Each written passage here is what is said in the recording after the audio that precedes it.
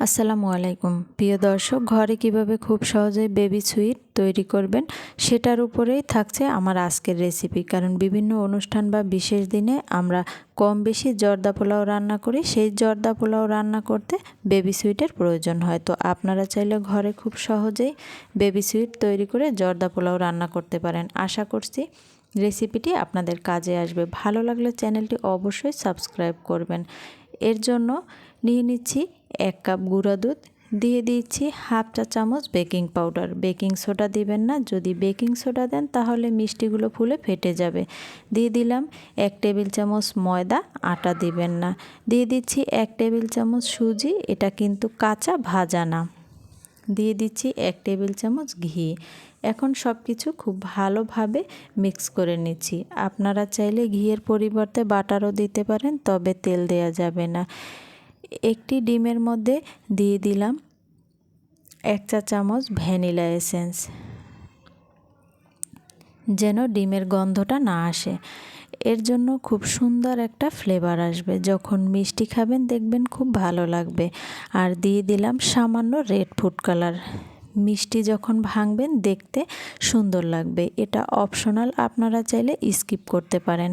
এখন সব কিছু খুব ভালোভাবে মিশিয়ে নিচ্ছি। ডিমের সঙ্গে সব কিছু খুব ভালোভাবে মিশে গেলে ডিমের মিশ্রণটি দিয়ে দিতে হবে গুঁড়া দুধের মধ্যে।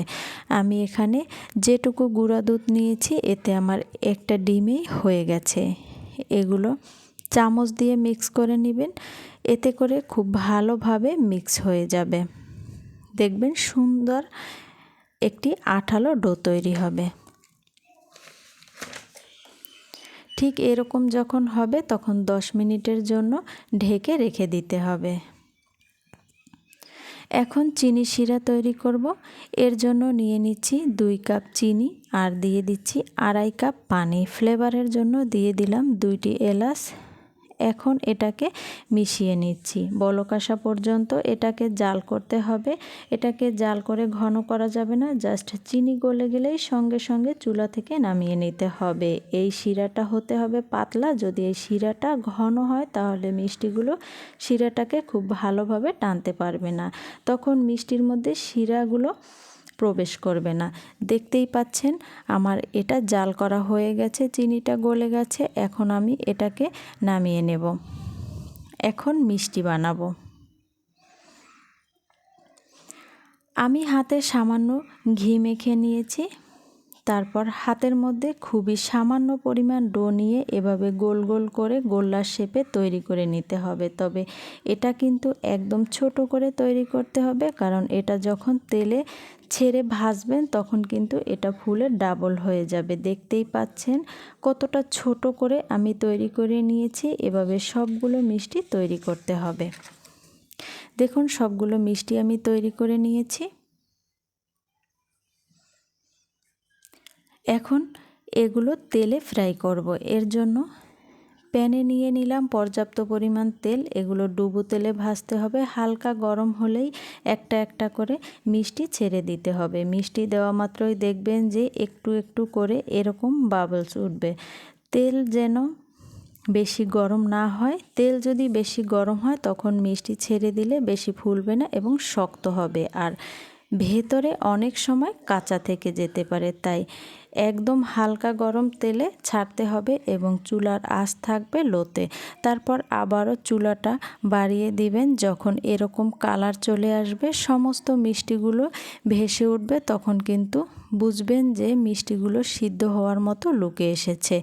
এগুলো যখন হলুদ কালার চলে আসবে তখন বুঝবেন মিষ্টিগুলো ভেতরে সিদ্ধ হয়ে গেছে। এ পর্যায়ে চুলার আঁচ বাড়িয়ে দিয়ে খুব দ্রুত কালারটা নিয়ে আসতে পারেন।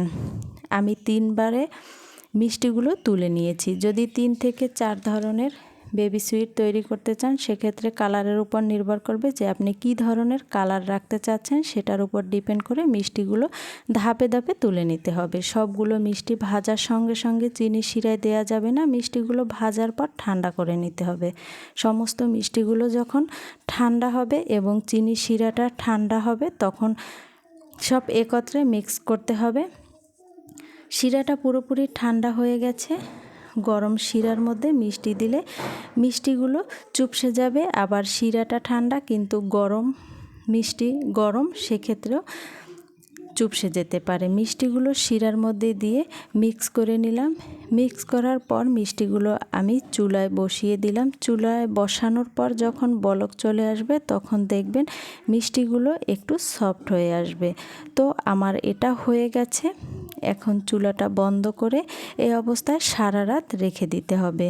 ফিরে এলাম পরের দিন, দেখুন মিষ্টিগুলো কত সফট হয়েছে, শিরাগুলো মিষ্টির ভিতরে খুব ভালোভাবে ঢুকে গেছে। এরপর আমি শিরা থেকে মিষ্টিগুলো উঠিয়ে নিচ্ছি। দেখতেই পাচ্ছেন মিষ্টিগুলো কতটা কিউট হয়েছে। আপনারা চাইলে বাসায় ট্রাই করতে পারেন।